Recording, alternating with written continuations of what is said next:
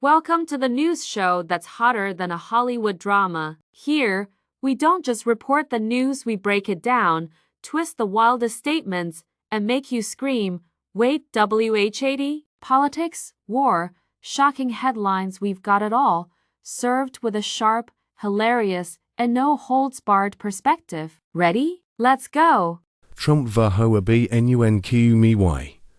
Keating thung hoa than than chien ching tran. Just when you thought things couldn't get any worse for Ukraine, Donald Trump spoke up and somehow, the situation found a way to get even messier. In a move that could only be described as vintage Trump, he not only excluded Ukraine from US-Russia peace talks, but also made a jaw-dropping statement. Ukraine started the war. Wait, what? Yes, according to the Trump doctrine, Russia sending tanks, bombing cities, occupying land, and devastating Ukraine wasn't actually starting the war. Nope. Apparently, Ukraine, the country under attack, is actually the aggressor. Ah yes, the classic blame the victim strategy. Genius. But don't worry, folks, Trump was just getting warmed up. Not content with simply blaming Ukraine for being invaded, Trump decided to bless the world with another golden idea. Ukraine needs to hold an election. Picture this: your house is on fire, the roof is collapsing, and firefighters are battling the flames. Suddenly, Trump walks in and says, "Hey, before we deal with the fire, shouldn't we vote on whether we still want a house?" Sounds logical, right? Trump even pulled a completely made-up number out of thin air, claiming Zelensky's approval rating was only 4%. Fact check, 4%, really, not even close. While Zelensky's popularity has dropped from the near universal support he had at the beginning of the war, it's nowhere near the fantasy figure Trump just invented. Facts, who needs facts? I'm not repeating Russian propaganda.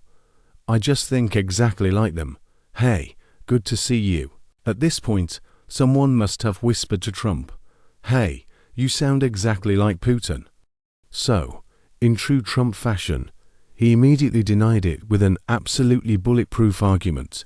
"This isn't coming from Russia. It's coming from me." Oh, well, thank goodness.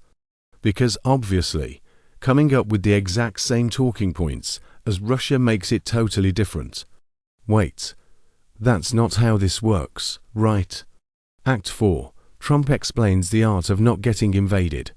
As if the blame the victim narrative wasn't enough, Trump delivered another gem of wisdom. Ukraine should have ended the war sooner. It should have never started.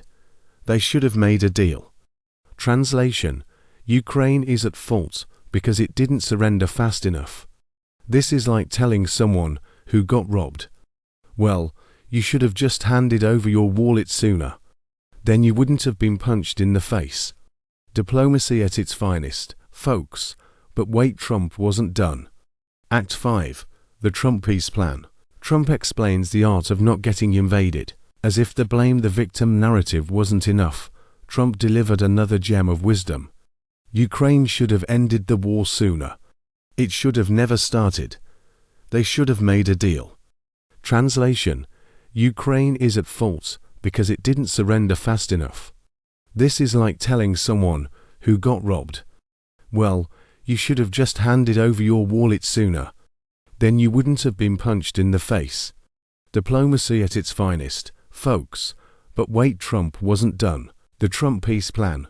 Who cares about the details? When asked what a peace deal between Russia and Ukraine would look like, Trump delivered a masterclass in vagueness. "I don't know yet, but I'll meet with Putin later this month. Maybe Europe will send troops to keep the peace. But the US won't send troops. But don't worry, it'll be a great deal." So, Trump's peace plan is: meet Putin, make some vague promises, offer no real details, declare it a historic victory. Why does this sound so familiar? Oh right. It's just like his Mexico will pay for the wall plan. Spoiler, they didn't. The grand finale, Trump versus reality. Even within the Republican Party, not everyone is buying Trump's alternative history lesson. Senator Roger Wicker. Putin is a war criminal and should be executed. Senator John Kennedy. Putin has Stalin's taste for blood. But here's the catch: neither of them directly criticize Trump's approach. Because let's be real, Trump still runs the Republican Party. Trump the master storyteller. At the end of the day, what have we learned? Trump isn't just a former president, he's a political showman. He doesn't need facts, just a good story. And no matter what happens, he will always be the hero in his own script. So buckle up, folks.